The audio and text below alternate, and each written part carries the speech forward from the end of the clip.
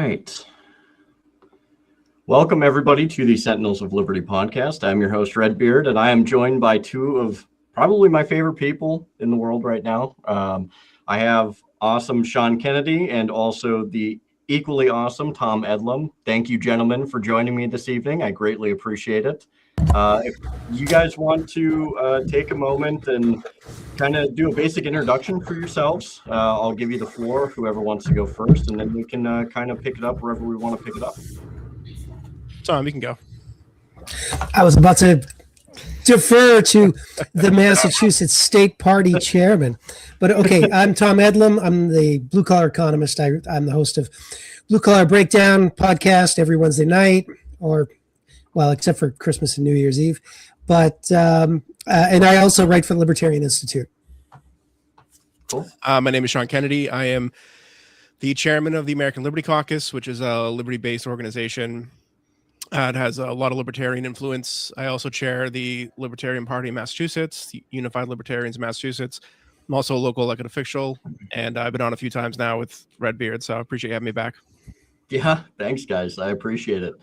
So I guess where we could start first is, wow, what a first year that was with the Trump administration. There's a lot of things that I feel kind of went on, and there's also a lot of things that I don't think ever got resolved or ever probably will get resolved. Things like Epstein, January 6th, Russiagate, and a slew of 100 other things that we'll probably not get the entirety of the answers to, or whatever the case might be. I guess looking back in your guys' opinion, and again, whoever wants to take this first, you're more than willing to.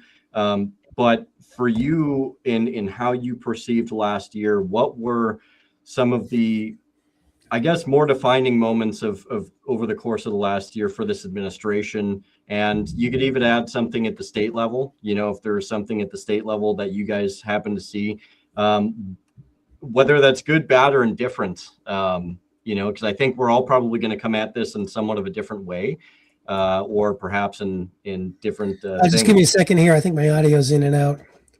Okay. So you want to ask Sean something? Yep. Yeah. Yeah, go ahead, Sean. So we've seen a lot, and we've had a few things, I think, come forward at the national level that I don't know if we've seen as much of this with other presidents.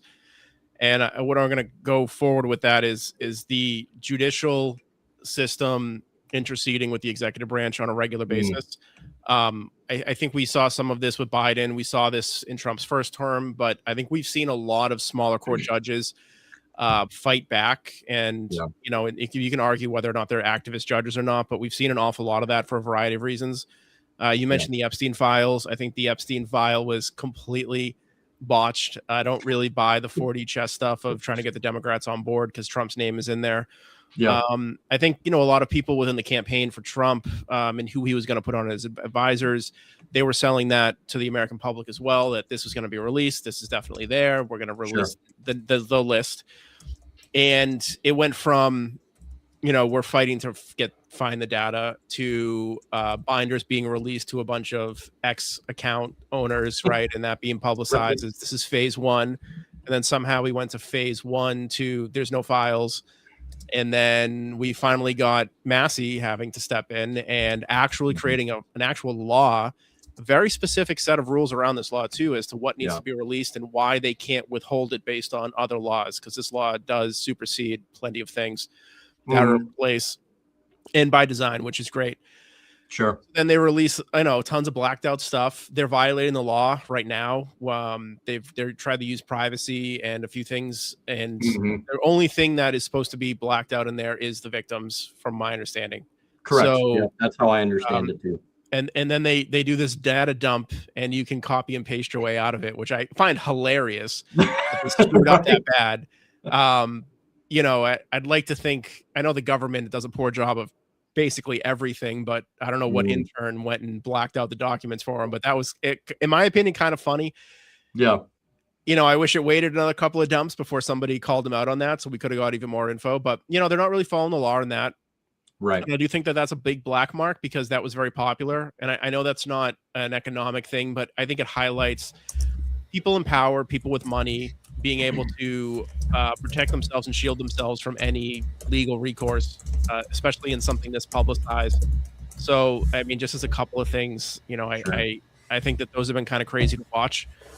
And then obviously the more recent thing is Venezuela, right? No new wars, and we don't know it's going to turn into something larger than it is. As of right now, it seems to be fairly contained, but seeing a president that ran on not attacking other countries going and doing something like that, regardless of how you feel about Maduro and what his policies were, I think it kind of does go back a little bit on what he was running on, which was no new wars, no new situations the U.S. is in overseas. Yeah, I think that's really well said. And I'll give Tom a chance to say his piece before I respond to both of you guys. So, Tom, if you want to take it away, go ahead. Yeah, let me just echo what Sean said about Venezuela. I mean, I think we may have only seen the opening scene of this. I just don't see Venezuela giving all their oil to the U.S. in perpetuity. I mean, Trump has seized it, but I just don't. I don't see that happening. And what Sean said about, I'm not going to do any regime change wars. Well, yeah, but he's in his first year, he bumped 9 countries. 9 countries. I mean, that's just amazing. I mean, and not in a good way. And what we can expect from 2026, I think we're going to have some revolutionary Supreme Court decisions that are not going to be in Trump's favor. Specifically, I think he's going to they're going to raise the tariffs down to the ground. It's going to be scorched earth on those. So all this talk about tariff rebates or getting rid of the income tax, that's going to be over. The deficit will spiral back up in 2026, as we might expect. And some of these people may even ask for. Some of the people who paid tariffs may even ask for refunds. I don't know whether they'll get them, but there's that end of things too. Trying to think what else. This foreign policy, economic policy. I mean, Trump didn't really have much to do with economics other than the tariffs. I mean, presidents typically can't. I mean, technically they can't spend money. They can't raise taxes, except Trump just did with the tariffs. But I think that's going to be struck down by the Supreme Court. They can't create inflation because they can't print money. They can't manipulate interest rates, even though Donald Trump wants to lower interest rates. He can't do it. Only the Federal Reserve can create inflation and raise or lower interest rates. So he's kind of stuck economically in that regard. Sure. Yeah, it's you both bring up a really good point, and I think a couple episodes ago I had kind of pointed out that we have been for a while kind of stuck in this sunk cost state. I mean, it's just continuing to do something and then making this excuse like, we can't go back now because we're too invested, or it would be damaging if we go back now. And it's like, well, or we could just let this whole thing fail and then we could try and figure our way out from there. I don't know what the perfect answer is, but I know the way that we've been continuing to do things has not been working. It hasn't been working for decades. And when you look at the way that we conduct ourselves with foreign policy, economic policy, domestic policy, even, it all tends to come into this big cyclone of chaos. And nobody, whenever, especially this last year, you would see people that would press the administration on like, hey, what's your plan? What's your roadmap for this? How are you planning to move forward? Nobody seems to know what the heck is going on. And when they're asked like, okay, well, can you give us some type of specific? No, they can't. They don't know what's going on. Or perhaps, and I'll throw this bone to some of the people that are like, well, it could be like secret, or it could be, they don't want to play their hand. Okay, that's fine.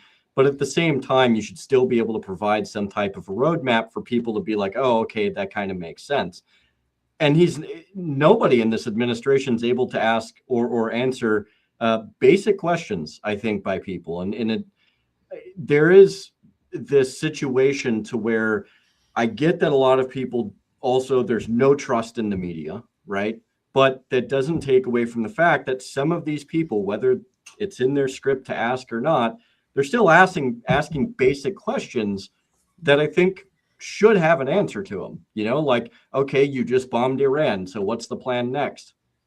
I don't know. It's done. It's like, well, what do you mean it's done? Like, how do you even know that you hit what you hit? I don't know. We're confident. Everybody tells me this is the case. Well, I don't care if everybody's telling you that's the case. You need to verify it, like, and give us something that shows that you actually did what you did. And this is something across the board that you can see for a slew of many different things, notwithstanding what you guys have just brought up. And so it's, in my opinion, I think the last year was very chaotic. It was very messy. It seems like a ship without a rudder. And we're not only stuck in the same position we were in almost seemingly when we started, but it seems like that's going to be the way it's going to go, if not get worse in the future. So, I think it begs to question, is anything going to be resolved this year? I don't really think we're going to see much in the way of Epstein, January 6th, any of these things. I'll be honest, and Tom, please correct me if I'm wrong. I don't see anything substantial or noteworthy that's signifying like, hey, we can expect the economy to be booming this year, despite the administration saying it's the greatest economy in the world. We've never had it so good. It's just aside from the economy, I would have to say is in terms of the foreign policy and the warfare and all of these other things that have been going on, we also have to take a very serious look at the fact, and I know people like to avoid this, but we have a serious problem with people from Israel coming over, talking to our people, and then all of a sudden you start seeing policies pop up that are very much in favor of, you can't say something bad about Israel. You just have this, I think he was an intelligence guy or a tech guy that was on recently talking about, to preserve the First Amendment, we have to, curtail it, and we have to control it just a little bit so it exists, and the sad thing is you have people in the States that are doing the bidding of another country. And to me, that is absolutely abhorrent. It's exactly the thing that we were warned about from our founders. And yet here we are. So I don't know if I summed up my piece that well. If you guys agree, disagree, I'll give you guys the floor before we move ahead. Okay, here I go. I think you're right, but I think one of the things that we need to keep in mind is that the U.S. economy grew twice as fast back before we had a Federal Reserve than it's growing right now. The average growth rate is 2%, and it was 4% in the 19th century all the way up to 1913, and really it was pretty close to 4% right up until we went off the gold standard for the first time in the 1930s. Even with the Great Depression, I mean, shockingly, the 1930s were a pretty good growth decade. You might not think that was the case, but here's the thing: our growth rate is slower, but the way we calculate gross domestic product includes government spending, and government spending has gone from maybe 8 or 9% of GDP to 37% of GDP. So it's a lot of that is just padded government spending. A lot of that added prosperity, if you will. And the same thing will go for I think the Trump administration. They're going to have a couple of good quarters of GDP reports, because the way you calculate GDP is if it's an export, it's added to GDP.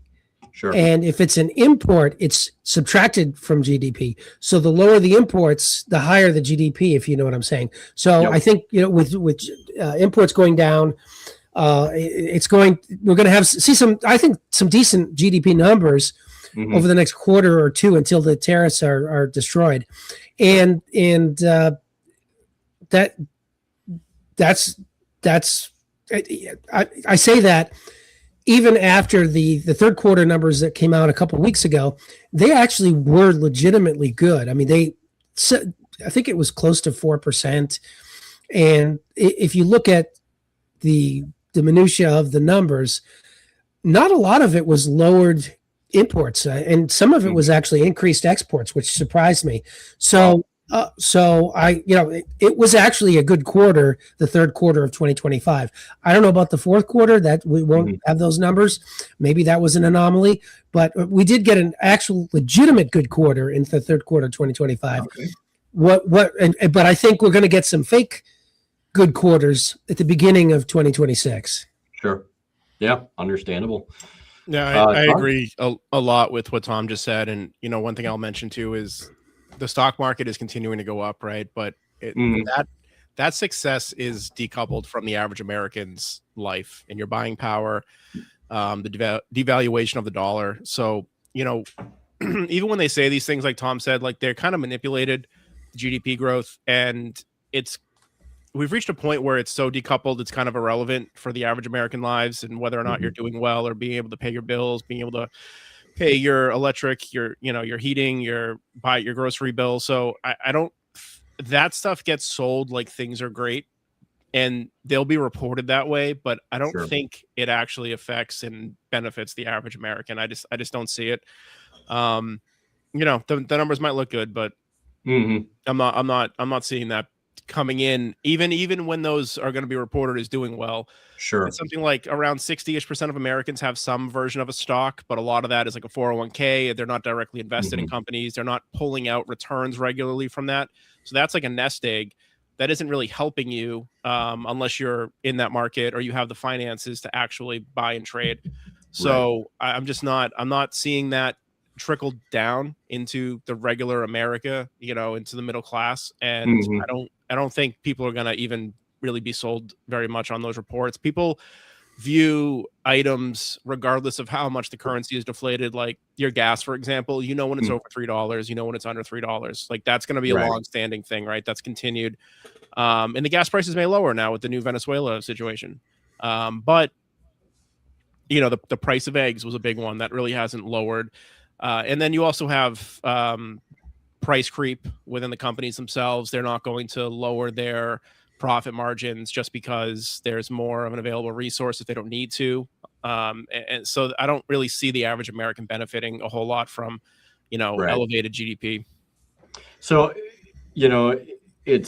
I think both you and Tom paint a really interesting picture here. And there's actually a question, Tom, specifically for you, from David here, and kind of what your opinion also is, like, what do you think are going to fall off? And when what do you think are going to make this happen? Yeah, what's going to make it happen is the Supreme Court. That's what's going to make it happen. And it's already gone through the circuit court level and the appellate court, and the Supreme Court has heard the arguments, and they're going to come out in the spring and they're going to decide whether or not these tariffs in general are legitimate. Now, Trump is probably going to come back and try to find some other excuse, and that'll probably go to the courts. But if he does find another excuse, I think it'll be squashed at the circuit court level. Basically, what happened was when some businesses challenged Trump's tariffs, the court ruled against him, but they let the tariffs continue until the appeals process was over. So that's why, Trump can wake up on a Thursday night and at 2 a.m. and say, well, I'm mad at Colombia, and Colombia's going to pay 50% tariffs, and your price of coffee goes up in the supermarket. Yeah. Well, what's going to happen after that, I think, is it's going to go to court, and they're just going to strike it down, and there's not going to be that latitude given to the president in the future. Yeah. I don't see these tariffs coming back. I think they're going to be just flat out gone by the time they hit the court. They're going to be refundable in the future. I don't know these things have gone on since March. I don't know that the federal government's going to have to refund $300 billion worth of tariffs. I kind of think that's probably not going to happen. So, some of them may sue and get it, but I don't see the Supreme Court saying, yeah, all the money has to be refunded. I just don't see that. But they are going to strike these down because, the Constitution's clear. Only Congress can raise taxes. And the tariffs are a tax. Actually, technically, they're called duties, But the Constitution also says taxes, tariffs, and duties is Congress's responsibility, not the president. Yep. And the court has ruled in the past that the president, the Congress can't just delegate its authority away en masse to the executive branch. Right. There are cases that go back to the 1930s with that. So I see the court striking it down. But which ones? I think almost all of them. I mean, there was one set of tariffs against China that the Biden administration raised, and there was a specific connection to national security, and that didn't go to court either. So this isn't just a Republican or just a Trump thing. It's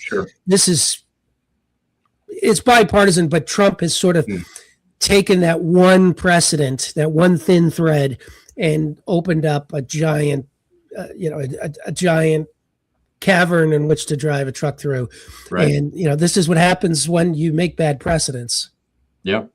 Yeah, it's, and when we examine tariffs and we examine all of the goings on, especially that happened the past year. And Sean, if you want to speak on this too, I would love to hear your point. But, I've seen that at the local level, especially, and when it comes to small businesses, when it comes to still like agriculture and farm and a lot of these other things, we're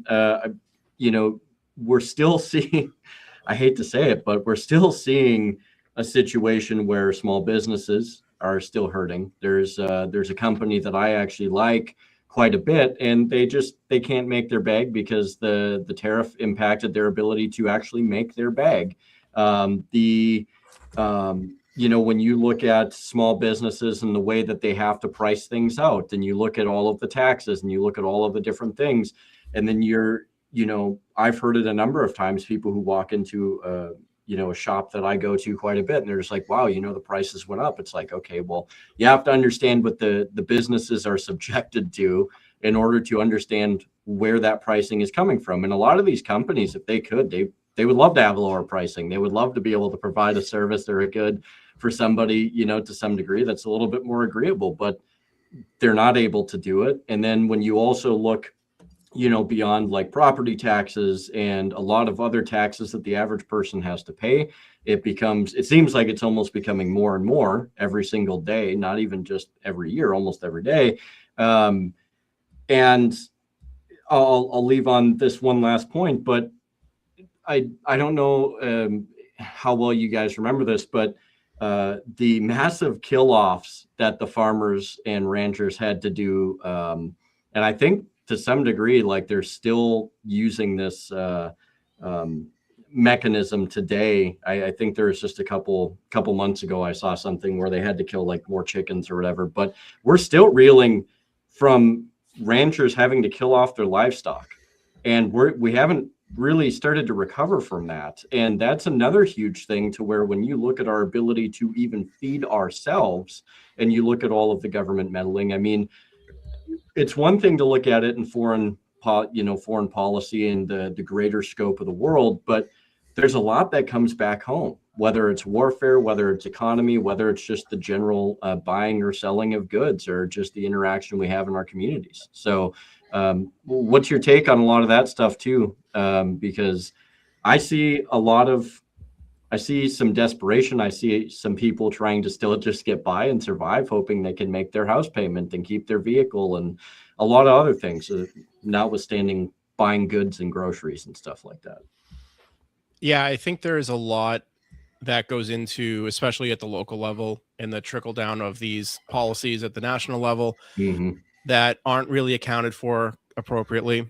So at a local municipal level, you have all of your kind of set costs, right? You have your employees, you have your construction, the stuff you're trying to do year to year, or a projected plan over the next 8 to 10 years. When you suddenly increase the price of any of these goods, you are essentially increasing the municipal price index as opposed to the CPI. You have the MPI. So it's the cost of the municipalities to continue conducting business. They have a finite revenue source through their tax base, through property taxes. And when you have a sudden increase, the way that we've seen, Massachusetts is up around 7 to 8% over the last 3 years. You can't suddenly generate the revenue from your tax base at that high of a rate without really hurting the local average person, that especially the elderly that are on a set income. Not everybody has the capability of just going out and making more money. And when you have increases at that size, you're not talking a few $100s a year more. You're talking thousands of dollars a year more for the average resident of a town. So they're very expensive. I get what he's trying to do, which is drive businesses back home, which in theory should lower some prices on these things. But at the same time, the sudden onset of it, the lack of preparation, and the lack of really a long-term solidified plan of how to deal with this. Because it is going to change. You know, if the Supreme Court rules one way, this stuff goes away. You can't plan for that. If this is successful and you're going to be looking to do this for the next 10 years to drive business back, in reverse course on some things, you know, you could eventually see lower prices, but there isn't a balance out at the municipal level, because you can't budget that way when your budget is really solely on, you know, maybe a meals tax, a hotels tax, and your excise tax for your vehicles and your property taxes. You can't suddenly jump people's property tax a couple $1,000s in a year and just claim that, well, things are more expensive, we have to pay more. You know, you have this kind of fallout from those policies, and it really does affect every community. It affects federal dollars, state aid, the state costs of building, construction, things that they're actually supposed to be doing increases as well. So they have less money to give to localities for their needs. So it really does have a large fallout. And I don't think people understand the connection between when those things take place at the national level and why at your local level, your local town government may be looking to raise your taxes because they suddenly can't afford things, and people get upset. You know, why didn't you plan? Why didn't you? But you can't really plan for these sudden increases like at this level that we've had. And that also ties into, you know, money and the value of the dollar and a whole bunch of other national policy things that also affect the local level. People don't make those connections because I don't know, it might be just an education thing, but people don't understand that all that stuff is actually wrapped up. And you know, Congress is supposed to be doing its job, and they're not, which is why we're having a lot of the problems we are having, because they don't go to DC and do what they're supposed to do. They go to DC and try to create campaign messaging and promises, and instead of fixing things, they create new campaign slogans to run on. It's by not fixing things or by manufacturing new problems. So, you know, it really does hurt everybody. And I don't think a lot of people are really making those connections. Sure. Yeah.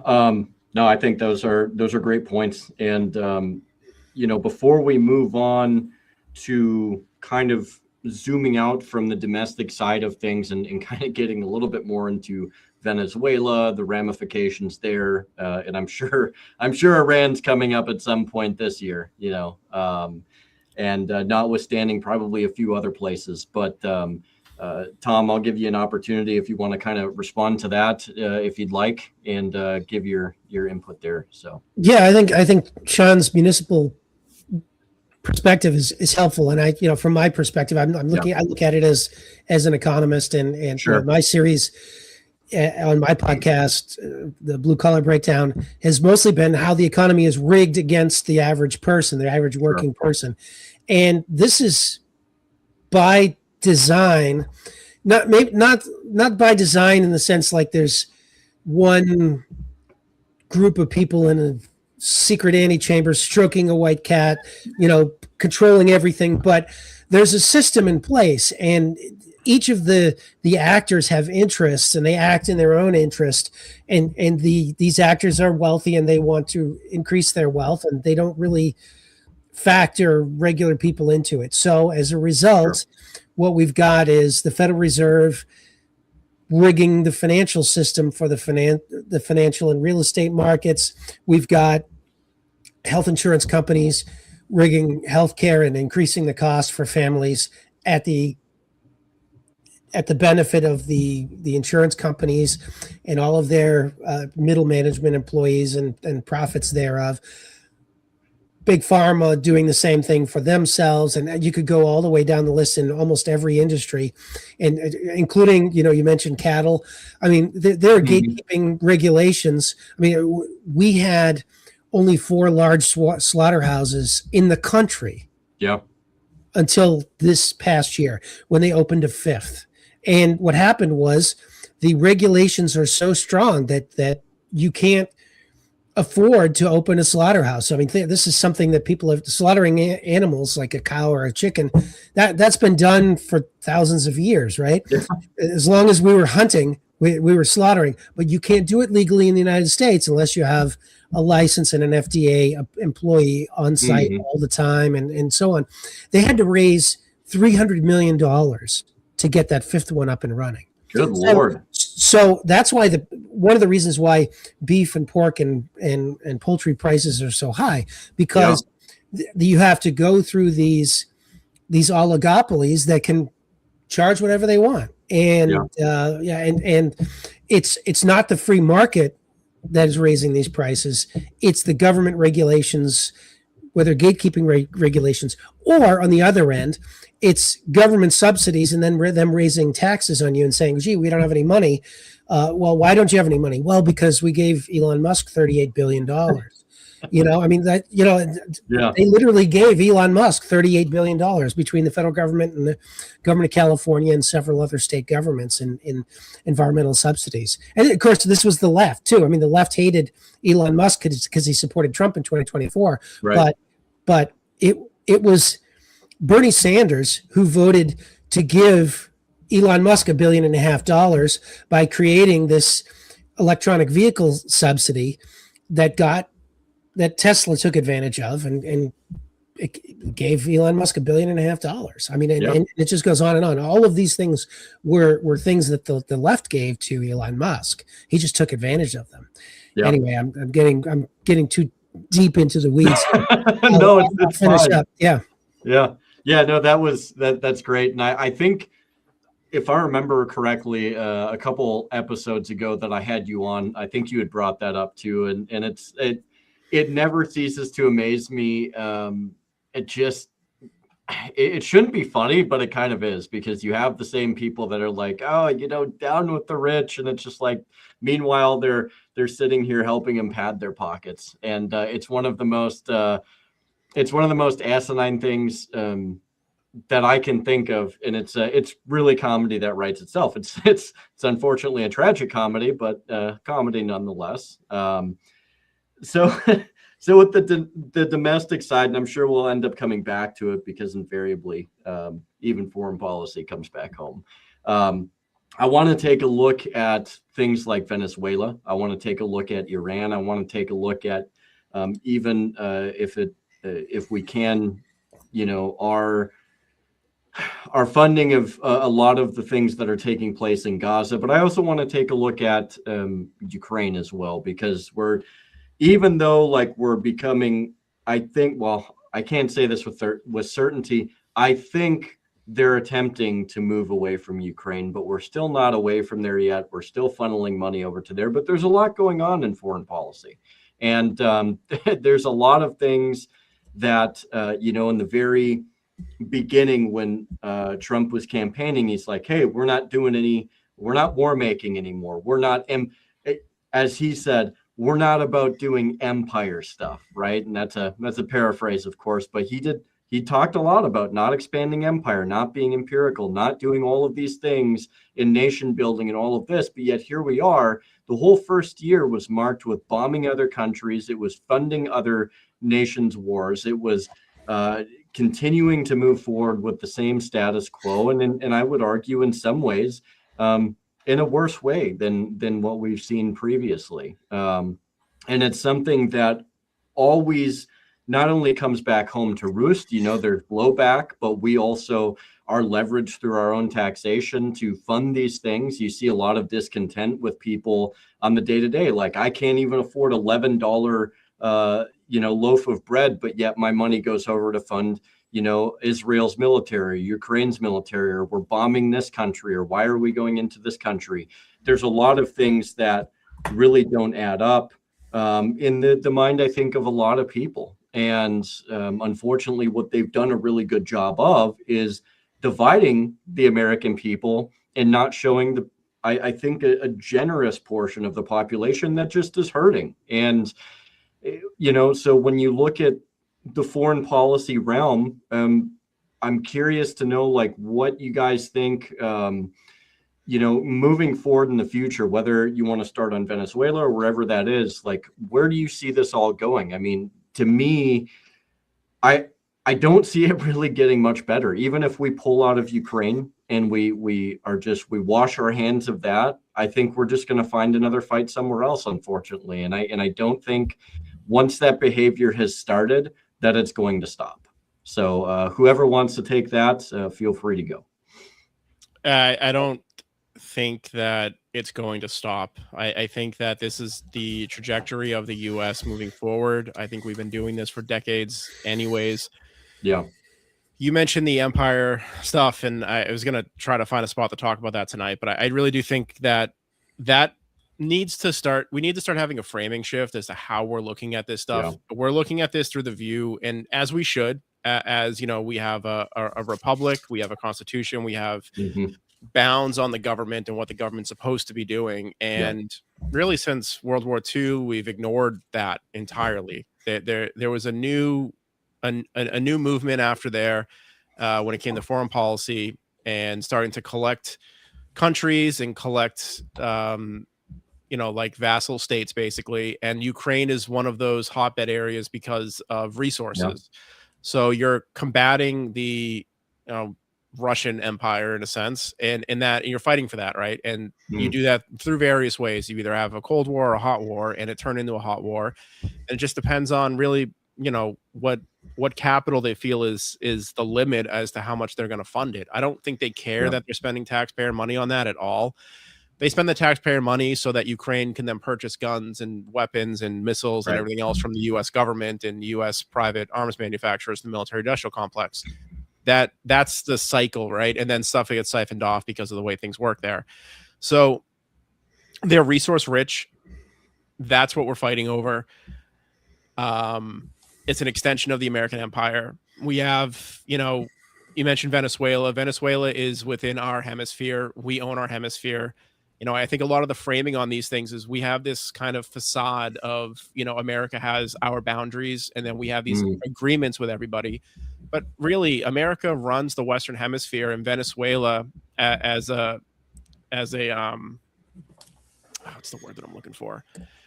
As kind of a vassal, as like a client state, starts to step out of bounds and starts to trade with competitive empire states like China or Russia, right? Right. And when you look at it through that lens, you have somebody stepping out that's under your control. We don't control them to the point where they have the same rights that we grant U.S. citizens to some extent, because that's actually expensive to grant those. But you can control them through trade and through military force. And we've done so many regime changes in South America alone. That's what we've done. And I don't think I think it's just the facade that we have in place where we're supposed to be following the Constitution, and we just don't. And I want to highlight there's a period with the Roman Empire where you have Julius Caesar, and then Octavian or Augustus, his great nephew, steps in and rules the Roman Republic for quite a long time. He rules it so long that people die and they forget what a republic is like, and they move into an empire phase. And I think we've shifted into that at this point. And as much as I want to try to combat what they're doing, and I don't agree with it, I think that the reality is that it is the American empire, and whether or not they're an American state in the sense that you're a state of this country, the hemisphere is owned by the U.S. And if you step into that hemisphere, you're going to be removed.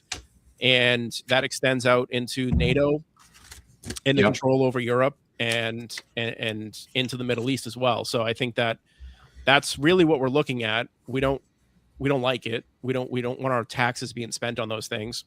But I think it's so far outside of what's going on in someone's neighborhood that, when they see a few $1 billion of Somali fraud potentially in Minnesota, that's upsetting because those are American streets.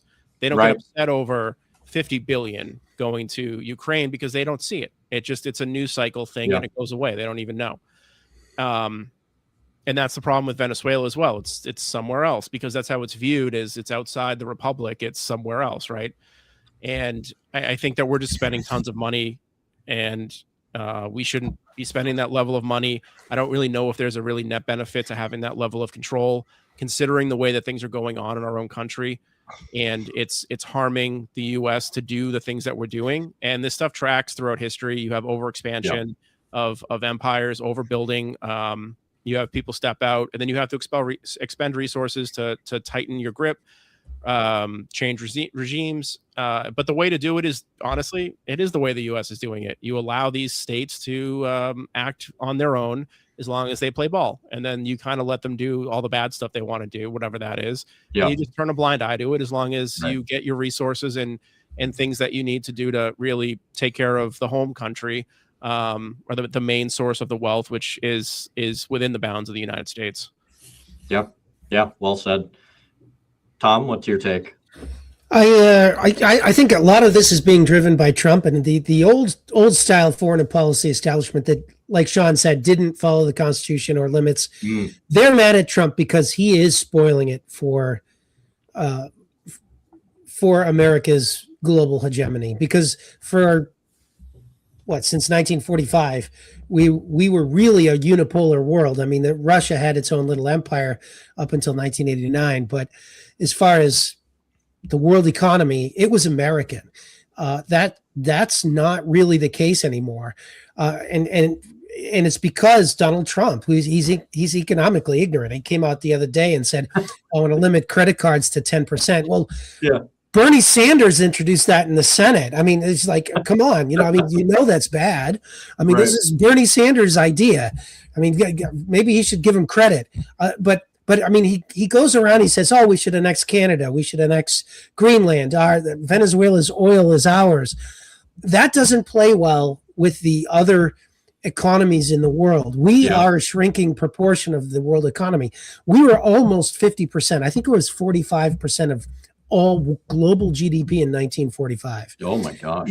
Now I think it's 17%. So we're less than a quarter. And you look around the world and there's these new groups sparking up like BRICS, Africa's getting together. They see what the United States is doing, and especially even what we did under the Biden administration with taking Russia out of the Libor system and basically saying that they couldn't use the global financial system. And they said, I'm not sure I like America being able to do that to ruin our economy. And so we are strengthening the alliance against America right now. That's really what we're doing. I think if you look at our vassal empire, we do have a series of vassals across the world. We have Europe. Europe does whatever we say, no matter what it is, even if it's against their own interest, even if we blow up their own gas pipeline like we did with the Germans. The Europe does what we tell them. Australia, New Zealand, all the other Five Eyes countries, Japan, but that's about it. And if you look at those countries, there's something that they have a lot of things in common. They're very rich, but they're also, their population is going south really fast. Yeah. And that's not the case with most of the BRICS countries. It is with China and Russia. But if you look at India, South Africa, all the other countries in the BRICS, their populations are increasing. Their GDPs are growing a lot faster than ours. Our GDP is growing at 2% a year. It's less than that in Japan. It's about the same or less in Europe. You look at China, they're regularly well above 5%. So we are a decreasing percentage of world GDP. That's going to continue. And so Trump basically figures with Venezuela, well, we'll just bully them. But the interesting thing is, if you look across South America, almost all of South America trades more with China right now than with the U.S. And that wasn't true in the year 2000. It wasn't even true in 2010. So we're losing the world's global trade war, and it's because we're bullies. That's why. Yeah. Well, and just to that point too, I've said this a number of times. We really do kind of have a foreign policy of, we're the hammer and everything is a nail, especially if, it's the situation to where it's just like, okay, let's sit down and talk. And then, so we sit and we talk to these people and we're just like, no, we don't like that. So we're just going to change it forcefully anyways, because that we get the outcome we want. But when you look at South America, and you look at the Middle East, for instance, those two particular places, I don't know if anybody's ever noticed this, but any of the times that we've ever done regime change, it's gone horribly wrong. And there might have, I don't remember if it was, I don't remember if it was on Daniel Davis or it might have been on Dave Smith's show or something with one of the people he might have talked to. But somebody said, there's the mild caveat, and I don't remember what country it was, but it kind of stabilized, but then it didn't. And, but you look at all of these different places in South America, the Middle East, and going in and implementing all of these policies and the way that we integrate the economy or whatever the case might be. And this idea of like, we're bringing democracy here. Well, that doesn't work. And it doesn't work that way in the way that we've been implementing it. It hasn't worked out that way. But yet they'll continue to run the papers and they'll continue to run the propaganda of like, oh, look at how free they are now. When in reality, it's nothing but just a absolute chaotic hellhole. I mean, for 20 years, we fought people like the Taliban and ISIS. And yet just last year, we had a freaking head chopper, Jelani, at the White House.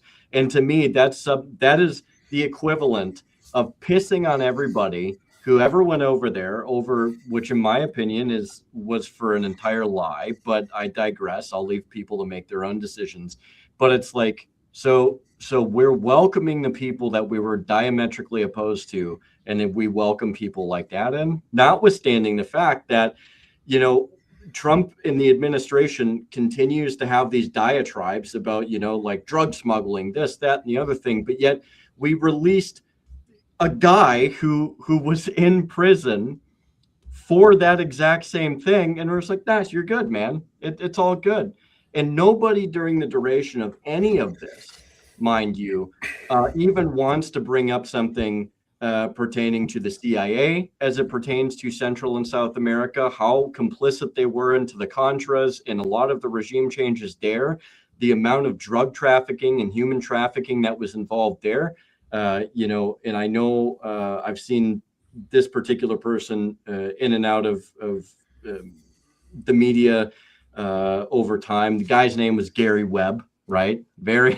He's an older personality, but he raised up the idea of like, hey, like you guys, I don't think realize what's actually happening down in Central and South America. It's not great.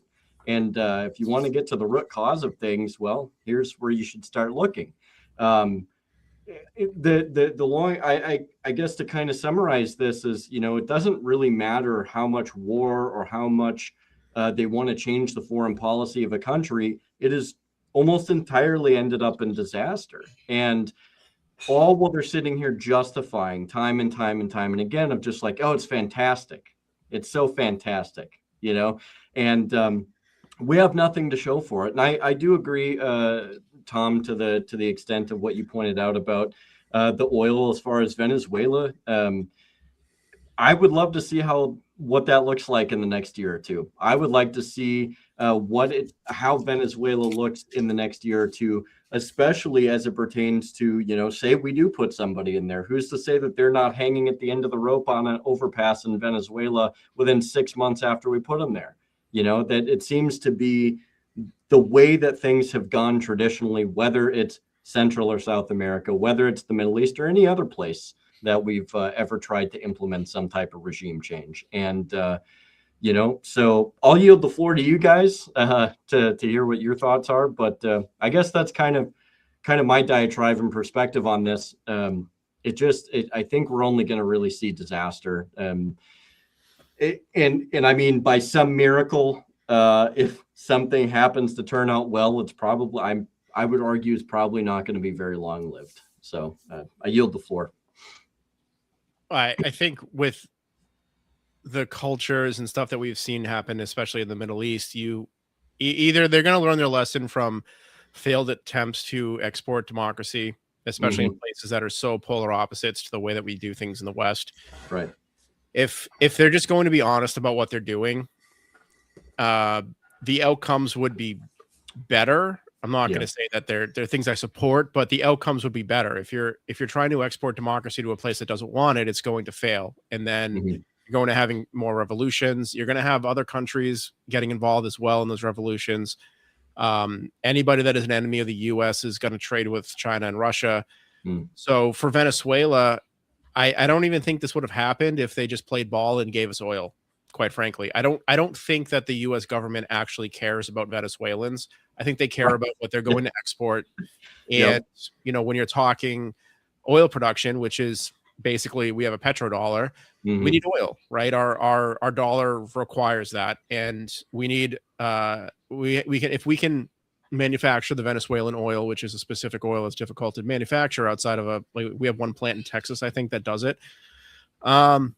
It's that's what we need, right? And it's a very strategic hit to take Venezuela out as long as you're getting that oil. That's what makes it worthwhile for the government and for the economy and the value of the dollar, which when you're talking about countries, whether or not they like us or want to trade with us, they have to trade in US dollars. That's the global currency. That's the threat that BRICS pulls in. If they're going to have a gold-backed currency, which seems to be what they're looking to do, that isn't a real that is a real problem, right? And I think that as long as Trump does what has kind of been unpopular for decades, which is to just not lie to the American people and feed some heroic story about about exporting democracy, and you're gonna culturally change them, and they're gonna be more like the West, and they're gonna have good elections, and they're gonna do whatever. At the end of the day, they're looking for the oil. We need the oil for the dollar and for more production in the U.S., for lower prices in the U.S. to make the United States people happy, so they don't riot and they continue letting you spend money on all of your other stuff that you want to spend money on.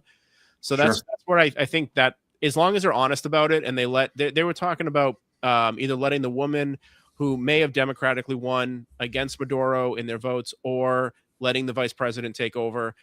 I don't really think it's relevant to the U.S. government as long as that person just plays ball and allows U.S. companies to manufacture that oil, send it to the U.S., let the U.S. sell it. That's really what their goal is. So if all things are equal, I'd rather they just do what they're going to set out to do, which is just the oil. Like Iraq we didn't get anything out of that, right? Except a bunch of U.S. members are dead. We didn't even take their oil, which is what people were kind of. And Afghanistan was, Al-Qaeda, but now Al-Qaeda goes to the White House. So that's all, we've all washed our hands of that. And Afghanistan has nothing anyways outside of poppy fields, which goes into kind of what you were saying about the CIA. Why the CIA benefits from South America. The more drug trade they have in South America, the more free cash we have for black ops for the CIA to confiscate, run things outside of taxpayer view, and they can fund whatever they're doing through that narco money that they steal because it's not coming back to the U.S. They continue their own operations. So there's plenty of issues that you can dive into there. But I think that we kind of have South America as a playground for lots of things. And when you get somebody as big as Maduro is in the oil market, and that's what powers the globe right now, you need those resources. We need those resources, and that's why that's a priority for them. Tom? Yeah, I would say as far as Venezuela goes, I mean, the war was clearly sold on a pack of lies, right? I mean, they said, oh, well, they're narco terrorists. But then what happens? Trump invites the head of Al-Qaeda from Syria into the White House. It's about drugs. It's about drugs. All these people dying from drugs.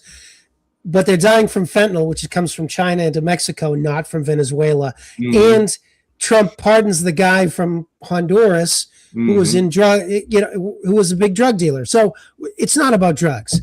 And then they say, oh, well, but it's about democracy. Maduro wasn't legitimately elected, which in 2024, he wasn't. Originally, he was, by most accounts, legitimately elected the first time. But the last one was a cheat. But here's the interesting thing.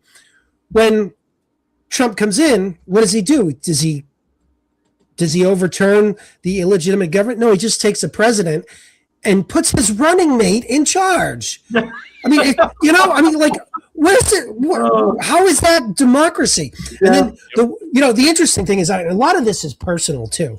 I think a lot of this is not thinking things through the long term, but it's personal, on both for Trump and for Marco Rubio. Like for Trump, when Maria Corina Machado came in, and she was the woman who won the Nobel Peace Prize, who she didn't actually win the election because she wasn't allowed to run, but she had she had a guy who was her longtime friend and fellow party leader run, and by most accounts they won the election. It was just a cheat in 2024. Sure. Well, she came in and she says, "Oh, I want to run the country," and Trump said, "No, I don't think she's got the popular support. I don't think." I'm thinking, wait a minute, you just said Maduro lost to these people, and now you're not letting them become the president, be the leader. So it's clearly not about democracy, you know. But I think it's for Trump. It was a personal thing because he wanted the Nobel Peace Prize. That's right. He had said it a number of times, and then they give it to this Venezuelan woman who, let's face it, never brokered a peace, and actually was calling for the bombing of her own country. Yeah. All right, by the United States. She's damaged goods anyway. I'm convinced she's got this CIA profile. I mean, she goes back to she's a World Economic Forum person in 2007, and she was a Yale fellow in 2008, and her organization Sumate took money from the National Endowment for Democracy over multiple years. The National Endowment for Democracy is a CIA cutout. So there's a lot behind the scenes. The CIA was grooming this person to take over Venezuela, but Trump basically said, "No, she took my Nobel Prize. She doesn't get to be president." Yeah. I mean, I think that's it. And for Marco Rubio, I think this really isn't about Venezuela at all. Sure, he doesn't like Maduro, but I think this whole thing is about Cuba for him because he's Cuban and in Miami. And a lot of people don't know, but Cuba and Venezuela have this deal that keep each other afloat. Cuba sends their soldiers as sort of a Praetorian guard for the leaders of Venezuela to protect them from the people and integrate among the armed forces so that there's not a military coup. And what Venezuela does is they send Cuba underpriced oil that they can resell in the open market and continue to float their socialism. Because the only way socialism works is if it's subsidized from the outside or by oil. That's how Hugo Chavez, he was able to keep Venezuela going. It didn't grow, but it didn't really shrink as long as oil prices were high. But once the oil prices crashed in 2014 under Maduro, the Venezuelan economy just tanked, and it's been continually downward ever since. And it's not just because of American sanctions, although they have made it a lot worse. It's because of socialist mismanagement. Yeah. Yeah, and I agree that the premise was the narco boats and the bombing the narco boats. 100%. That's what Trump started with. I do think it started the shift after he was out. That now we're going to get the oil production and we're going to do this, and we're going to do that. So I agree. It started with the fentanyl drug boats, but if you remember back, the reason I think they did that is because I think they saw popular support for that during the Republican presidential campaign run, when they started talking about bombing cartels in Mexico, because that's where that started. That's where the bombing cartels, bombing drug stuff, they were floating that out there. And at the time, I'm looking at that going, well, we just spent all this time in the Middle East, and that didn't go so well. So now we're going to do it at home on a bordering country that is supposed to be a friend of ours, and we do a lot of trade with, and you can drive in there. And you can't just rush into Mexico and start doing all that outside of ruining relations and all that. Mexico's geography is similar to Afghanistan. It's all valleys. Those cartels have carve outs. You'll be fighting a ground war that is going to take decades to deal with. So I think what they saw, though, was the popularity of bombing drug stuff and another revamping of the war on drugs that the military industrial complex could capitalize on and say, yeah, the public supports bombing fentanyl because they know somebody, they've had somebody in their family get addicted, they've died due to overdosing. It's close to home. We're going to go blow those people up. And people are like, whatever, that's fine. We'll do that. Obviously, Mexico, I don't think is a smart choice, but I think they kind of took that, used that as the runway to do the Venezuela move, where they garnered enough support that they felt like they had enough support to actually take some action, even though really they were blowing up a few boats with, I don't know, a little bit of fentanyl on them. Maybe it was just cocaine. Maybe it was just marijuana. They blew them up. I mean, there was a report that one of the drug boat things did wash ashore and it was just weed. So we grow that in our country now. What are we blowing up boats for in the ocean over this stuff? So I think they use that as their jump off point. I guess where I was coming from is more of the recent reports with ExxonMobil and some of that stuff is we're actually going to get something out of that supposedly. But I also don't think we should be going to war in a sense for American corporate companies that are doing business in unstable countries. Right. So that like they fail and then we just go stabilize the country for a corporation. I also think that's the wrong way to have any kind of action at the global scale. We shouldn't be chasing that stuff down, limiting things, preventing things. I understand. We basically control the seas. We keep all the boats safe. We keep the trade safe. But, you can't be just like going to a failed state, start a company up. And because you're a multi-billion-dollar company, the government comes in behind you and goes, don't worry, we'll stabilize it for you so you can operate your business here. Yeah. Yeah. You guys hit on a lot of good points. And, just to go quick to what Tom was saying before you, Sean, it is interesting when you look at the dynamic of, there's this whole, set of commentary, this propaganda. Now the Venezuelans, now they're free. Now they have the choice, but yet it's like here we are, we're stepping in and we're just like, if we don't like this person who takes the spot, we're just going to replace that person. We'll keep doing the same thing until we get somebody that's agreeable. It's like, okay, so tell me exactly then how it is that they have freedom. Like how is it that they have the liberty to choose who it is that they want to run or oversee or whatever the case is, however you want to define it, their country, and how is it that they have the ability to have self-determination? This is one thing that I think it's not just the Trump administration. I want to make that clear. We've seen this for decades, but the U.S. government, the federal government of the United States, loves to flagrantly just like put out this banner of just like we respect other countries' sovereignty. We respect the idea that these countries are independent. And then before you know it, then they just go in and they bomb and they foment a regime change or whatever the case is. And they're just like, oh, well, we're helping provide stability. But whatever comes after that is anything but that. And what we have seen before is when people do vote for somebody, we still go in there and take the person that was elected by the people out because we don't like that they don't directly deal with us. So it becomes the situation to where, okay, we either respect the sovereignty or as you, Sean, and Tom had both mentioned, or we just be honest about it and say, no, we don't respect people's sovereignty. We don't care about your sovereignty. The only thing we care about is being able to control you, have a controlled outcome, basically rape and take all of your resources and anything that your country produces so we can serve ourselves. Because in my mind, that is what they want to say, but they won't say it because it's not publicly appealing. And, you might have people that outwardly are all for that. But in the end of the day, this whole shtick, and I think a lot of people really start to see right through this, is it's not about sovereignty for these countries. And it's certainly not about people having the ability to freely choose who runs their country or elect who runs their country. It has nothing to do with that. Nothing at all. And I think this whole facade of exporting quote unquote democracy, I hate the word democracy, but that's a personal gripe based off of my own studies and my own reasoning. But in the end of the day, it's one of those cycles that I can't get over. And unfortunately, this is where we're at. And then when you go back and, this is an area I think both of you guys can speak on to. And it might be an area where you either disagree or agree, but in different ways. But there is going to always be blowback to anything that we do. And so my question is,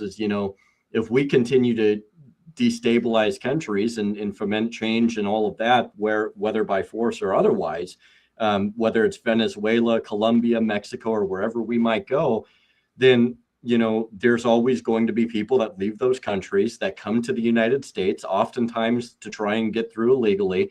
And we essentially create our own immigration problems. And, and it's one of those things to where I really do feel that one of the shining accomplishments, that the U.S. government sees itself as solving problems. but it has to have a problem to solve. So therefore it creates the problem, right? And so when we look at this, not only can they see it as a potentially lucrative or beneficial move where we get resources, but now they can start to justify enhancing that police state, enhancing stricter border measures, or whatever the case is, and say, look, we're protecting you. We're from the government. We're here to help. This is what we're doing for you, because they need something tangible to sell to the American people. It's the same thing with war. So I'll leave it on that, and I'll let you guys kind of give your pieces on that and see where this kind of goes. So whoever wants to take it first. You're muted, Sean. Sorry, I got kids in the background making tons of this. I don't think we're going to see well, I think everybody, at least that's in our age group, right, is looking at like blowback 9/11, right? That's the biggest blowback. Yeah. That the American public accepts as we did something somewhere else. They showed up here and they did something to us, and it was horrific. And it was a horrific action. There's been minor Islamic extremist events that have taken place that have had tragic but limited death tolls to those. I don't think the Venezuelan stuff is going to take effect. I think the way that the drug cartels operate they understand what the U.S. is, and that the U.S. is going to show up and really just fuck you up. Like, that's what they're going to do. So if you decide to play that game, they're going to show up, they're going to ignore your country because your country's not going to protect you, and they're going to blow you up. Or they're going to raid you, they're going to kill you, they're going to set somebody else, they're going to have it. We can change regimes at an entire country's level. To think that we can't change a regime for a drug cartel, I think is kind of, I think they see that stuff and they want to avoid as much death toll headline making stuff with the American side as possible, because it's actually bad for business, right? And they're businessmen, they're not running countries.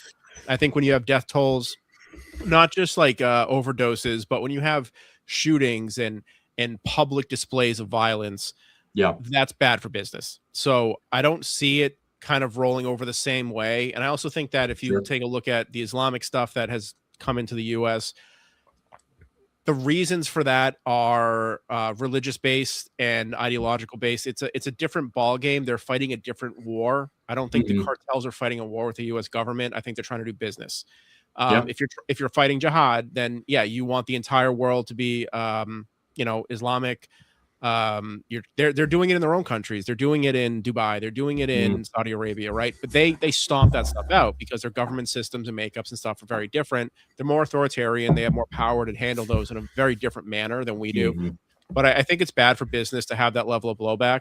And I also don't think there's clearly Venezuelan gangs, obviously, but they're not at the level of trading that Colombia and Mexico are when it comes to importation. So they're kind of like they're not as big as them. And you can see what the U.S. backs El Salvador.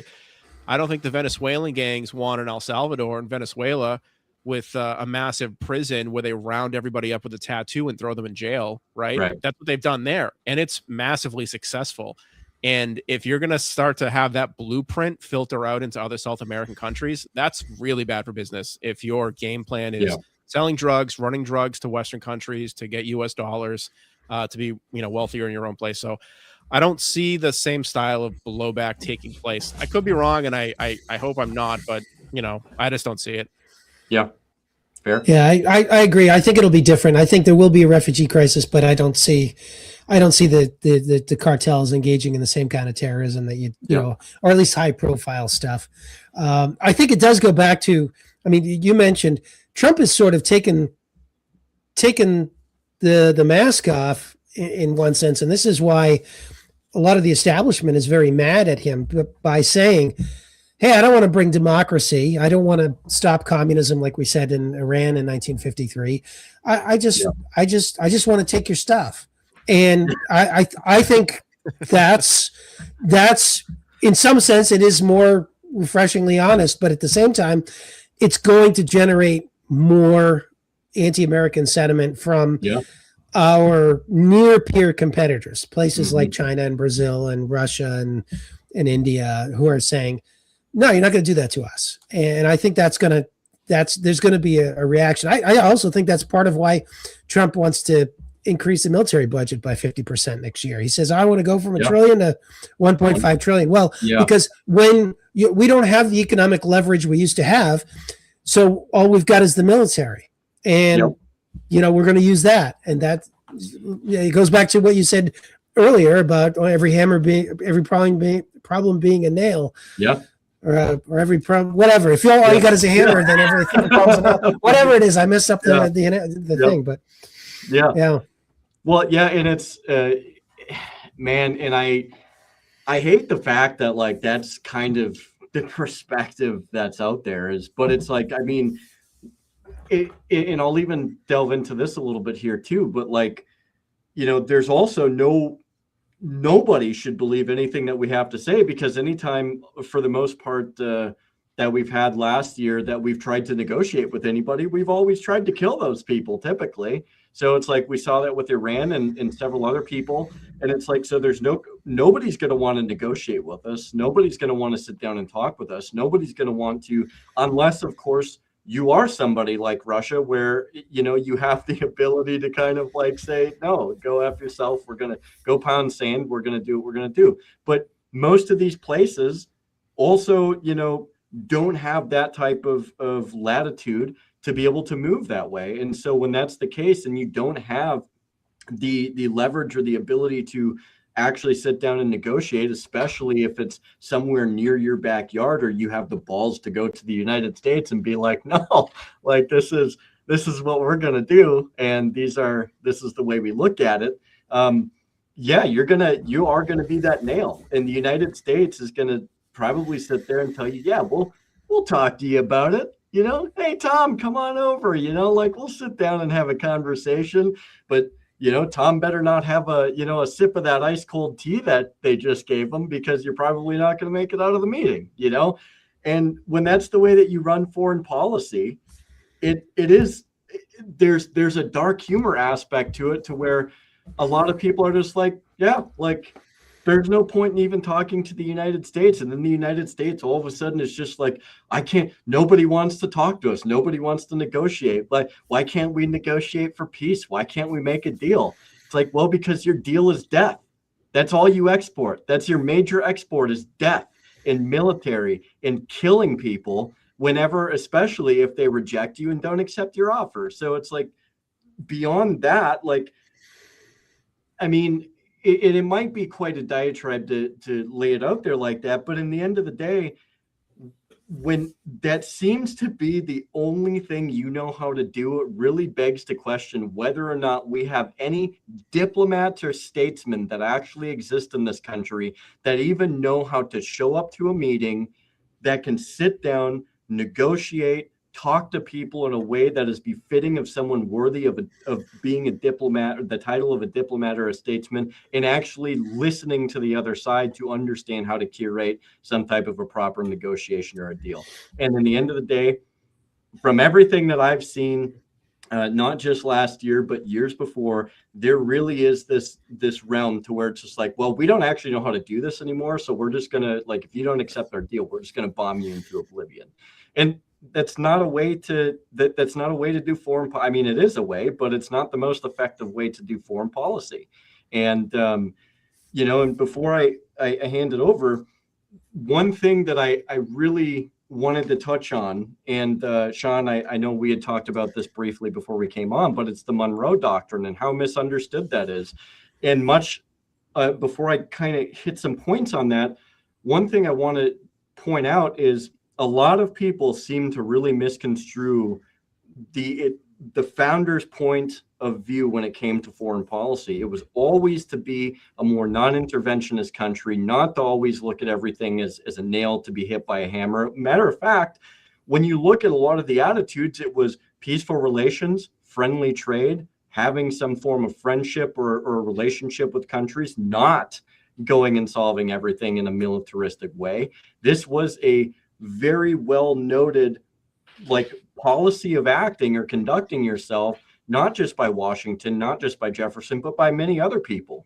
And, you know, when you look at the Monroe Doctrine in particular, yes, I have notes because my brain doesn't retain stuff. I don't categorically remember stuff like Scott Horton, you know, but that's okay. But when we look at the Monroe Doctrine, you know, in his doctrine, it wasn't militaristic. It was based on morally sound ways of proceeding, leading by example, leaving the parties or the countries to themselves. And it was non-interventionist, recognizing de facto governments as being legitimate, whether you agreed with it or not, cultivating friendly relations, preserving those relations with firm, frank, and manly policy, meeting in all instances. In addition to that, internal concerns were left to the countries themselves, meaning we don't get involved in the quarrels in countries or between other countries. On top of that, just claims the power, submitting to none. So therefore, if the power is just and it's justified and it's within the realms of agreeability, it doesn't submit to anybody. Defense requires a very, very high tier. Rights invaded or seriously menaced that resent injuries or prep for defense. And there's a bunch of other things that are involved in that, but those are just some of the basic principles. Essentially, James Monroe was like, hey, your issues are not our problems. They don't involve us. They don't belong to us. And this was something that came out of a lot of strife at the time. I believe it was 1823 when Monroe provided his speech where he was outlining a lot of the strife that was going on in Europe at the time. And he's like, hey, we don't want to be enemies with anybody. We'll extend friendly relations, but your problems are not our problems in the end of the day.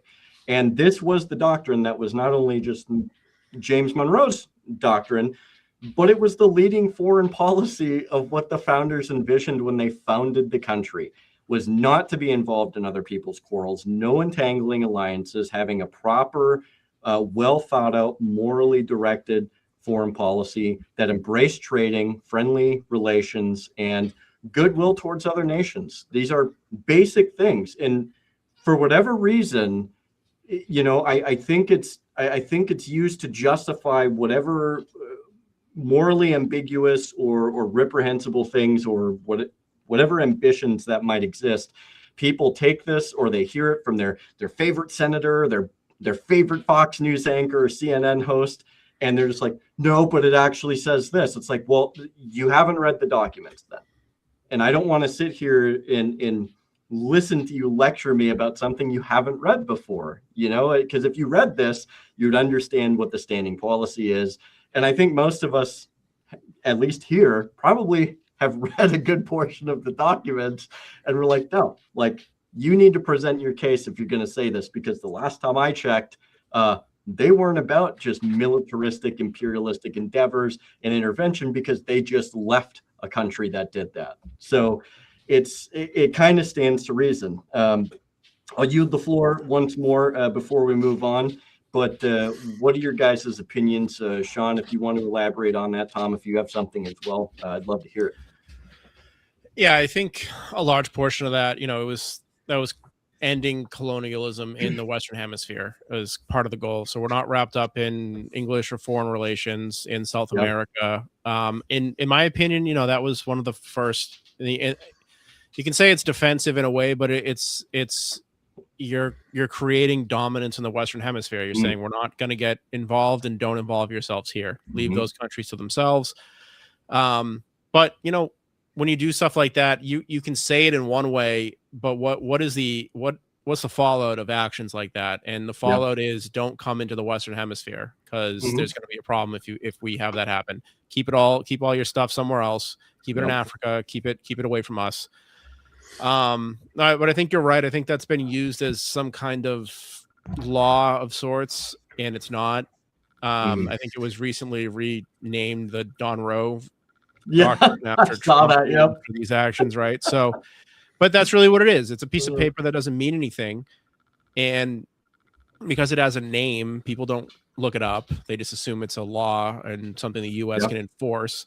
And you couple that with stuff like the War Powers Act, and I mean, kind of, we do have that scenario. We shouldn't, right? The Constitution wasn't designed around that. That the Constitution is, to a large extent, defensive or at least slow. You need approval. You need approval for a lot of reasons. It slows the process down.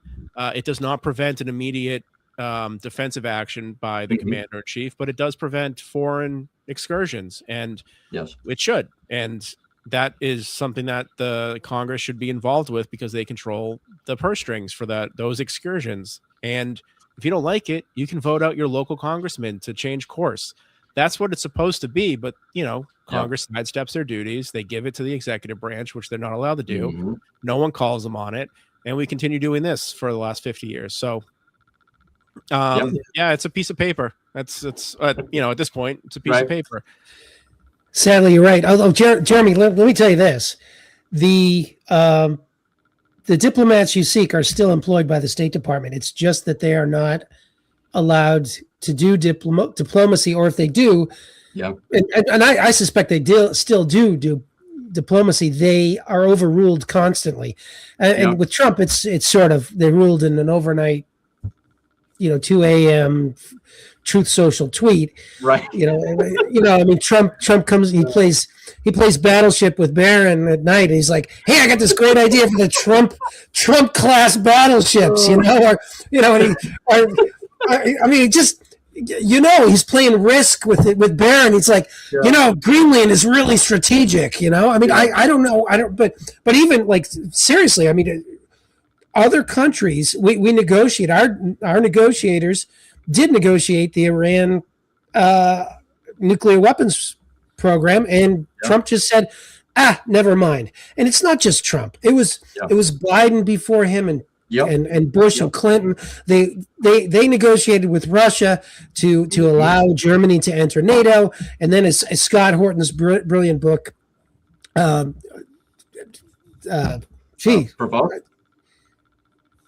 Provoked shows, we kept changing the deal on Russia, whether they liked it or not. So Putin, when he was interviewed by Tucker Carlson, he rightly said, "Hey, I've been through all these presidents.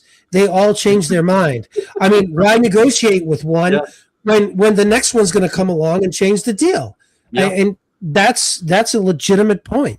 It used to be America had some continuity in foreign policy, but that's not true. And it's not true. It hasn't been true for many years, but it's especially not true with the latest Trump presidency. I mean, in the last year, because tariff policies change by the day. He just wakes up and says, 20% tariff on Bolivia. And everybody's like, well, what did Bolivia do?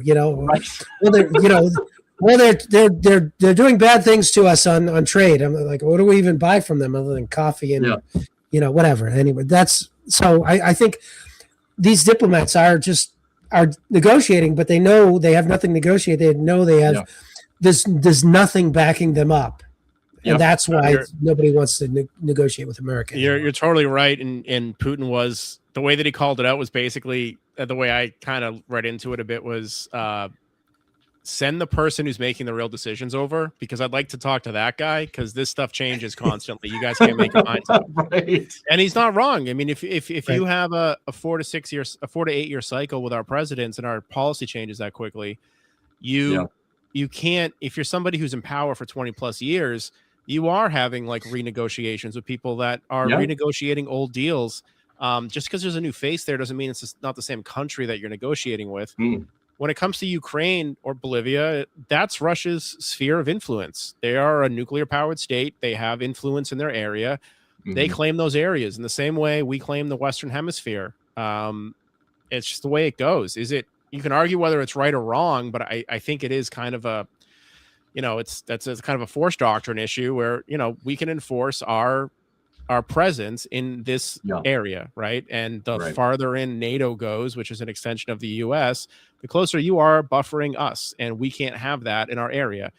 So and Bolivia is, I think that's kind of where that goes. And I did want to touch on, like, you talked about what we do in those negotiations, and it is kind of, we have that card that we can play, right? We're just military strong. We're stronger. We have a better military. We can make you do what we want, or we can negotiate it, right? Yeah.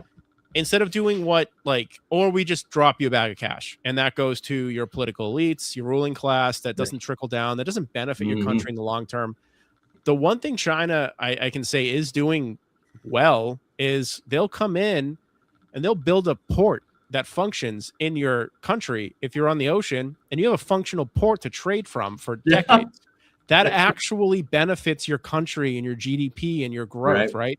We're not offering things like that. Granted, we don't have a state port building portion that we can send around like China does, which they can just initiate those things and send them off. Right. But we're not offering anything except bags of cash and listen to us or we remove you. That's all we've got. Right. So instead of shifting gears and saying, instead of strong arming, we're going to offer something that's real, creates longevity, creates something worthwhile for your people. We're just basically, so then what you do is you end up with the only individuals you negotiate with are the people that are going to take that money and do what they want with it. For sure. And they might not be the best person for those countries' actual well-being over the long term and their wealth. They're in it for them and their group and their control. And we're just funding those small groups of people as opposed to uplifting larger groups of people through trading and economic growth. And I think that's really all we're offering is nothing except a bag of cash and do what we say or you're gone. Yeah. And China, on the other hand, is long-term investing in multiple countries with these ports they're building everywhere. And yeah, China controls them. But you have the ability to export goods and bring things into your country now and do a lot more. So, instead of offering real things, we're offering a small amount of, we're offering money, whether it's a small or large amount. We're offering money to a select group of people that doesn't benefit the actual nation. And you're not nation building. You're just propping up ruling elites that are going to definitely trade with the U.S. and side with you because that's all that they've got. Yeah.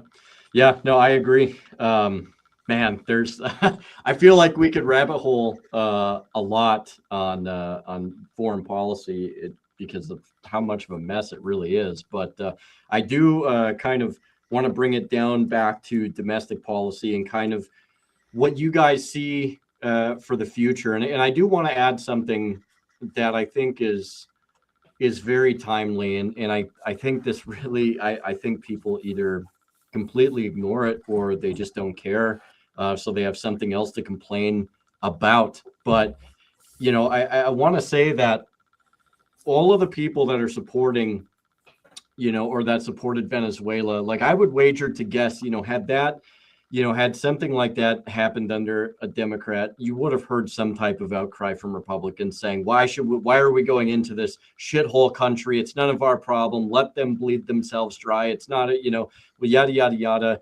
And, but in the end of the day, what is done during this administration, this is the larger point that I want to get to, is what you are willing to allow during this administration, what you are willing to just let go by. And there's a lot of people I've seen in the past week, probably, that, people who talk about being conservative and they have rights and liberty all over their bios and all of this other stuff. It's really, they're playing a role to the point to where when it comes down to it and you start to bring in the Constitution and you start to actually go and show them like, hey, like this is what it says. There's like, I don't care about the Constitution. It's like, there it is. There it is. You actually don't care about the things that you grift on because it's not convenient to you. It's not convenient to your base. It's not also convenient to who you support. And when your guy's in power, it doesn't matter. But then when the Democrat, and I say when the Democrat, because Lord knows that this is not going to turn out well in the midterms and likely isn't going to be for the next president, you're going to go back to complaining about Constitution this, Constitution that, rights and liberty, blah, blah, blah, blah, blah.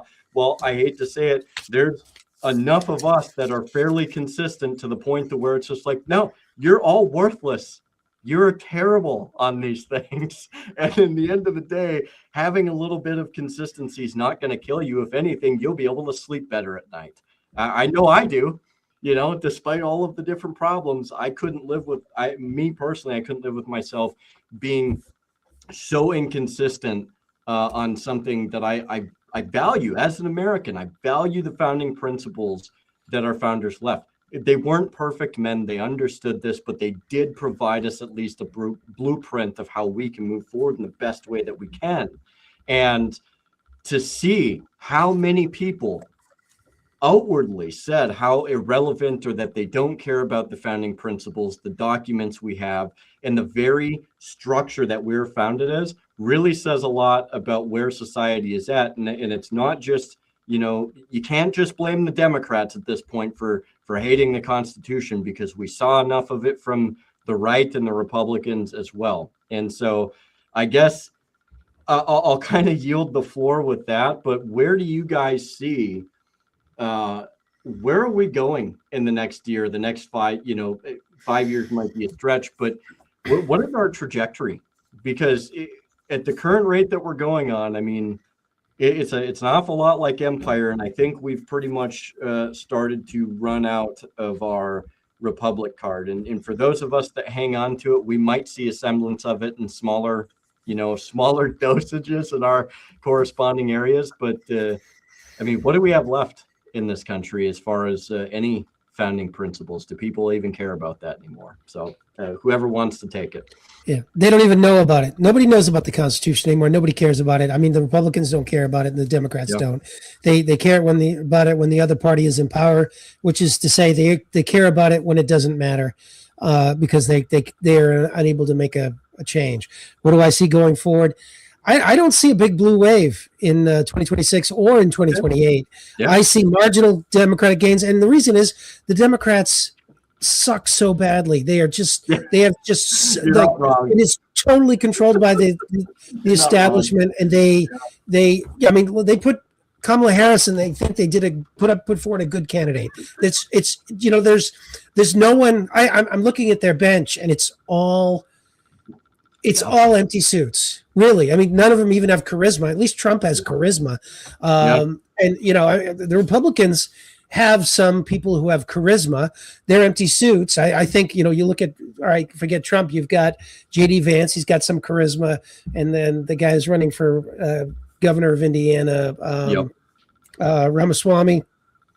There's a few people that have charisma. I don't think there's anything to them, but including Ramaswamy, I think he's got a lot of libertarians thinking he's pretty good, but I think he's going to end up to be like a Don Bongino, just freaking guy. Yeah, and I think we need to normalize calling him Dun Bongino, not Dan Bongino, Dun, because he's done. He ruined his career by being a fake assistant FBI director. That's what I think politically. As far as economically, I don't think we're headed into a major crash in the next year or two. Mm-hmm. I think we are eventually headed for a sovereign debt crisis, not just the U.S. but globally, and that's going to be major. But I think that's more closer to the 5-year window than it is to the 1 to 2 year window. Sure. Yeah, fair enough. Sean? I think the Democrats have their own inter-party civil war that's been taking place now for about 8 years or so since Hillary.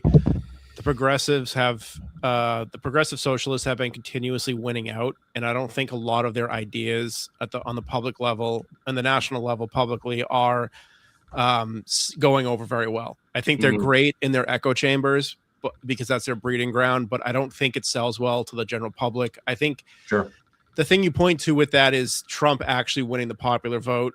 I think sent a message that like this isn't working. You can't run on these ideals. They don't sell well. They don't make sense. And I don't think that's going to improve. So they don't have anybody, in their bullpen either. But just like Tom said, there's nobody there that is going to be able to match Trump's unique level of charisma. I'll give him that. I don't think the Republicans necessarily do either. But what they have in J.D. Vance is somebody that comes across as an everyday guy who was a military guy. He has a millennial's dark sense of humor. He relates at a certain level that Trump kind of does in some fashion as well. I think that goes over well. I think the pendulum swung back from these super polished politicians, the likes of like Gavin Newsom right now, right? He's super clean looking, he's clean cut, he speaks well, but he just, everything out of his mouth is a lie, right? And I think it was swinging back when Trump won in 2016. I think COVID really helped push it even further. COVID did a lot of damage in a lot of different political spectrums. You know, it used to be that Democrats had that anti-vax wing, right, where it was like, don't trust this. That was not a Republican thing, and then that switched, right? It got absorbed under the Republican side. With the wars, we watched Gaza, you know, we watched Ukraine, and then we watched Gaza happen, right? You could see people had picked up the pattern that was taking place online, where this side is for this thing, right? So then it was everyone has, you know, a Ukraine flag, everyone has a Gaza flag. Like, those patterns started to get established over the last 6 years or so, and it's getting more widely noticed. I don't think they have anybody that's going to be able to run. The thing that will hurt Republicans is low turnout. It's not going to be that the support's not there. It'll be low turnout because they don't feel like what they voted for is being done.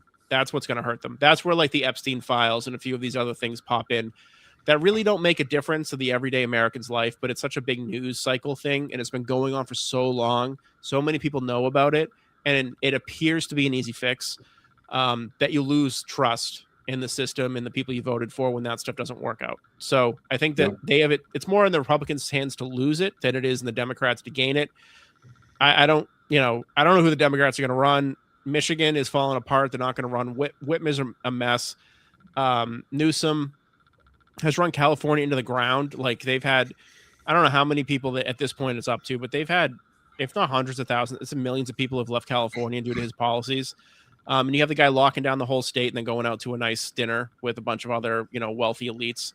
Stuff like that, it does not resonate well, and it hurts your chances of large-scale national elections. I don't know. They don't seem to have anybody that I've been able to see. Bernie Sanders may try again. He's not going to win. Maybe AOC, but there's so many clips of her just with bad, dumb takes that she's, you know, comes across as so ignorant that it's going to be a hard sell when those start going viral. And the thing about Trump is he doesn't care about the stuff that comes out. He doesn't mind fighting a little dirty from the right. So the left isn't used to that. Sure. I don't know what JD Vance is going to do, but I do think he's kind of a shoo-in going forward. And, you know, if that turns things around, that's great. But if we're going to continue doing what we're doing now, right, it's just going to be more of the same. We're, you know, start talking Iran, right? You know, that could be a play. Anybody else in South America that starts, you know, selling too much of something. I mean, right now, like Peru is like one of the largest exporter of gold in the world, and they are trading some with China. You know, we could shut that down. You know, if we want to start hoarding gold again, like the BRICS countries are doing, like China's doing. You don't let gold leave the Western Hemisphere. Like what other plays are on the table for these guys where they're looking at different avenues of commodity control? And you know, we could see more of the same from JD Vance. Honestly, I don't, but I think it's the Republicans to lose. No,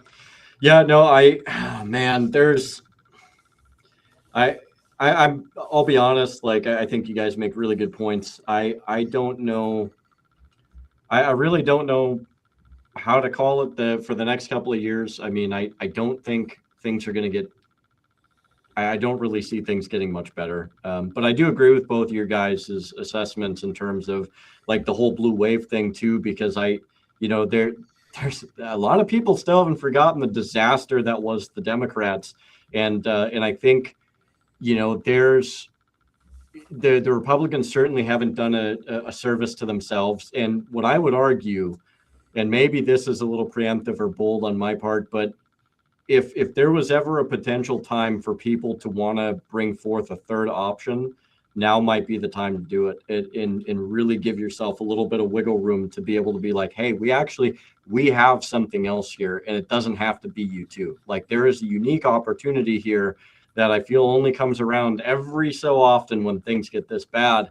And it's like, if we the people, if we can handle or we can take this on, I think, you know, we could start to shift some of the dynamics. And I think people have to find some courage to be willing to jump out of that left and right paradigm. And I know that's a big ask, but it's like, you can't possibly continue to believe that doing the same thing that you guys have been doing, you know, the left and the right, for the past however many, you know, years, over 100 years, it's not working anymore.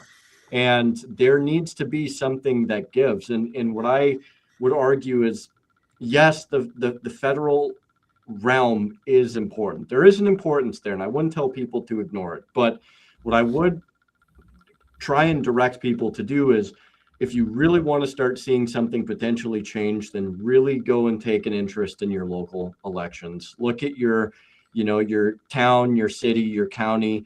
And if you really get really intense about it, look at your state, find who's running in these areas, and really start to figure out where you can make these differences. And look, if there's nobody there, you know, Sean, you said this on my last stream, run yourself. You know, just because you might not win doesn't mean that you shouldn't try and at least throw your hat into the ring, because you can still, you might be the difference that people might be able to see. And you can't say that you've tried if you haven't actually tried, I guess, is the big thing that I'm trying to put out there. And so if you want something different, if you want to change, if you want to try and break away from that paradigm, we have to buckle down and get serious about trying to do something different, and not just perpetuating the same cycle over and over and over again.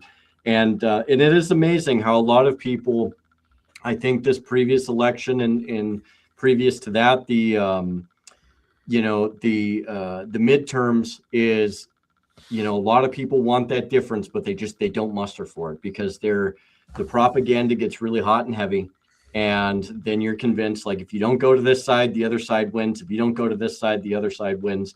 And, you know, and you hear all of the diatribes and the platitudes of like, well, if you vote for this, then you're giving the other side a vote. It's like, I'm pretty sure if you cast a vote for somebody that's not this other side, especially as it pertains to the local, like, I'm pretty sure you're retaining your vote, you know, and you know, but it's going to be tumultuous either way, whether it's domestically or regarding foreign policy, economically, in either area, and many other things. I think there's a lot to contend with. So that's just my opinion. I think you guys hit a lot of the right things on your points.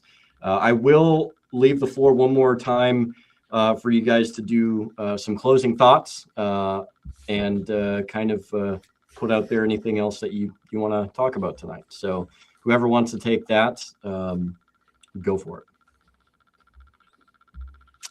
No, I'll touch on one thing and then I'll kind of close out. I agree with Tom that the Constitution is basically, there's large groups that don't care about it. And yeah, we saw that during COVID, right? We saw half the country want to ban speech, right? They wanted to remove the First Amendment, ban speech, because you weren't on board with doing what they were being told needed to be done, right, to stop COVID. Yeah.